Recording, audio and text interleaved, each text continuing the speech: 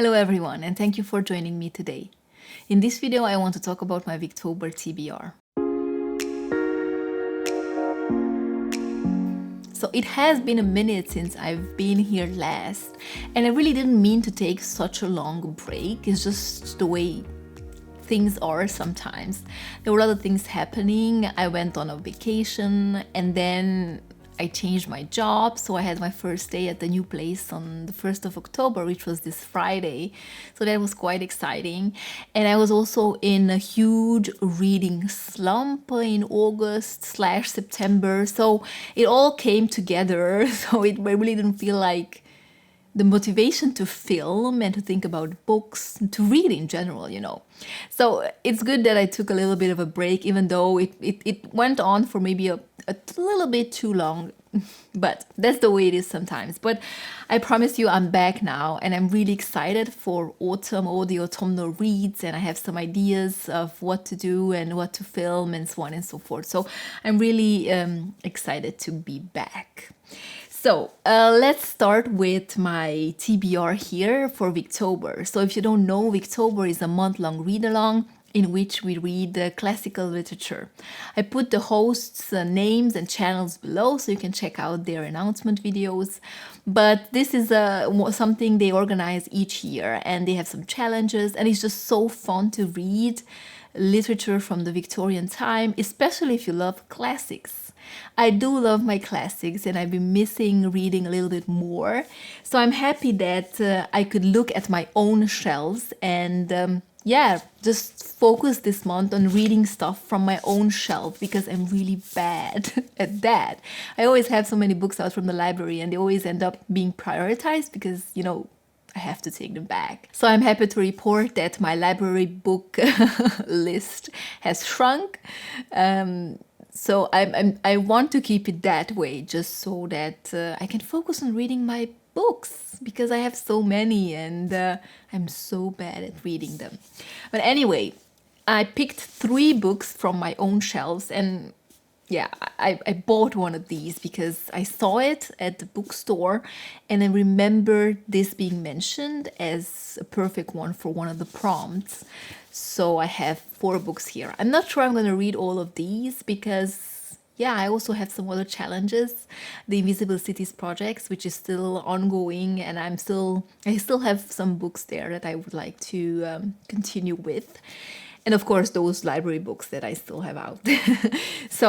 But if I read 2 of these, then I'll be happy, and then I can keep the rest for a later time, I guess. But 4 books for these challenges and for the month of VICTOBER.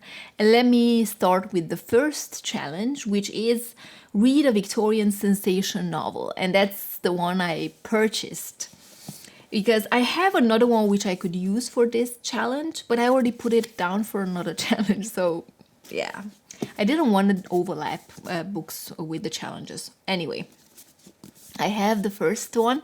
It is Lady Audley's Secret by Mary Elizabeth Braddon. And when people mention this on Booktube and on their TBRs, it just sounded so fantastic and so gripping and so interesting. So basically, this is set... This was published in 1862, and it is about this lady, Audley, who is this very prim, perfect Victorian lady. She's married, and she has this really weird influence on one of the men in their social circle, this George.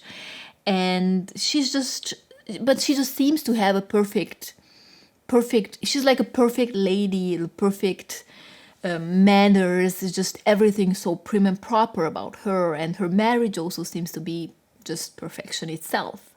But then suddenly this George disappears, and some people who are close to her begin to suspect that she is not as prim and proper as she seems.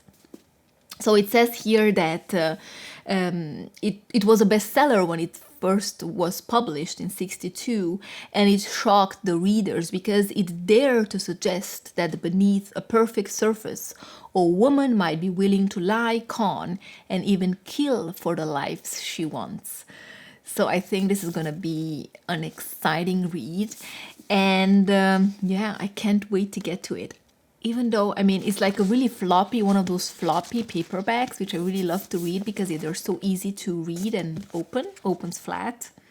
I just hate when you have to sit like this and read like that, or to break the spine, you know. But it is quite a long one, 460 pages. So yeah, but maybe it's one of those fast-paced reads because, you know, it sounds like it. So this was the first one for the first challenge. The next challenge is, let me just open my phone. Read a Victorian book set in the countryside and or the city. So for this, I have Thomas Hardy's Far from the Madding Crowd. I've been meaning to read this for quite a while, and I've been watching one TV adaptation of this, a movie adaptation. I don't know if there's more, probably. But there's one I rewatched a couple of times throughout the years. So I really love that movie. I'm going to pop a poster of it or something because I really don't know which one it is. But, so I know really the plot of this one, but I think reading it is always, reading the source material is always, you get more out of it, so to speak. So basically, this is set in a sleepy village, and the main character is this woman called Bathsheba Everdeen, who inherits her uncle's farm. So she goes there, and this is about her life in the farm and, you know, just rural life in Victorian times. And this is also about the three men who all become her suitors. And it's about how she navigates being a farm owner, her life as a farm owner, and also, of course, she came up in life. Now she has money. So, of course, men might want her because of her farm and her money, but she's also very attractive and very beautiful and really interesting young lady. So this is about how she navigates life on that farm and how she navigates, life, her love life and her suitors and who she picks and so on and so forth. And the next challenge is read a Victorian book with a female main character. Now, both of the books that I have chosen so far have female main characters. So I guess, yeah. But I've chosen a third one, and it is Elizabeth Gaskell's Mary Barton, which is actually based on true events. So this is Elizabeth Gaskell's first novel. I have previously read Wives and Daughters, I believe, by her, and maybe one other book, I'm not sure, but maybe just the one. So I really love that one, and I was meant to read more of her books, so this is going to be the perfect time, also because this is, as I said, this is based on true events. So basically this is based on a murder which happened in 1831, where a progressive mill owner was killed, and somehow Mary Barton's father is implicated in this murder.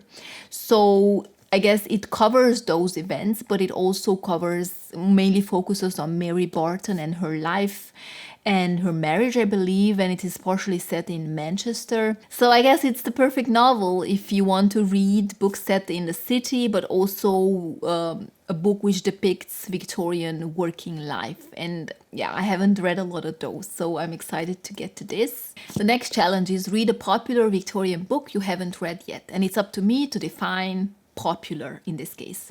So for this one, I picked The Picture of Dorian Gray by Oscar Wilde, which has been sitting on my shelves for too long. And this is, I think, a perfect book for like Halloween time as well. And I can't believe I haven't read this yet. Considering its length as well, I think it's like 250 pages. Maybe this is the one I should really pick up, or just leave it though for towards the end of the month, around Halloween time. I think maybe that's what I'm going to do.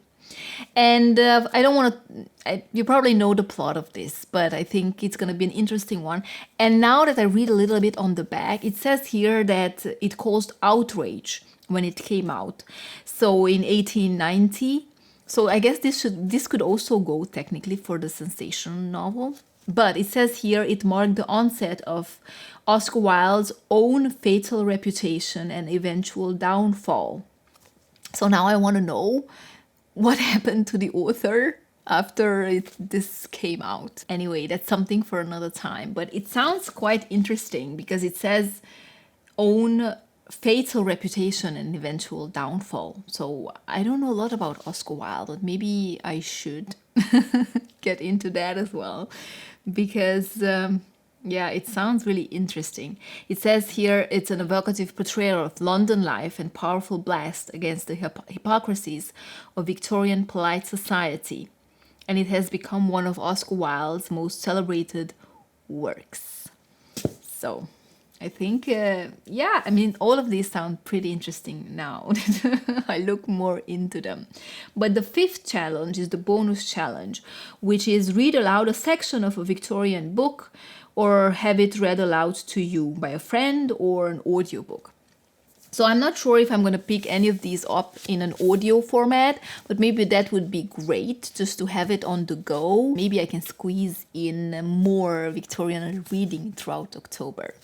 But let me know if you are also participating in VICTOBER, what are you reading, or if you have read any of these books and what would you recommend me to start with. So I guess this is where I leave you today. Thank you so much for watching, and I will see you next time. Bye bye.